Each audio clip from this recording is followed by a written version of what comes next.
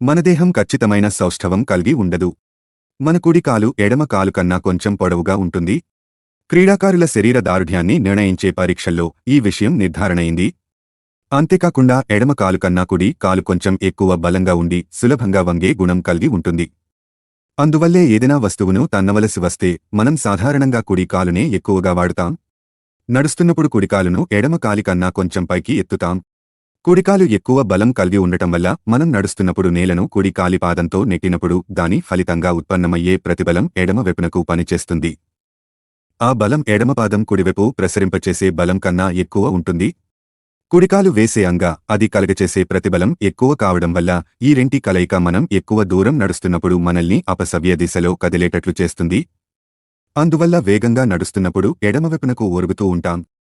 నడకలో బ్యాలెన్స్ పోయినప్పుడు ఎడమవైపునకు ఎక్కువగా వాలిపోతాం. నడకలో బలంగా ఉన్న కుడికాలు ప్రాధాన్యత వల్లే ఏదైనా శుభకార్యానికి బయలుదేరేటప్పుడు కుడికాలును ముందు పెట్టమని అంటారేమో. హాయ్ ఫ్రెండ్స్, ఇలాంటి వీడియోస్ మరిన్ని ఫ్రీగా చూడడానికి ఛానల్ని సబ్స్క్రైబ్ చేసుకోండి. అలాగే పక్కన ఉన్న గంట సింబల్ని నొక్కి పెట్టుకోండి. ఏదైనా వీడియో అప్లోడ్ చేయగానే మీకు నోటిఫికేషన్ అనేది వస్తుంది.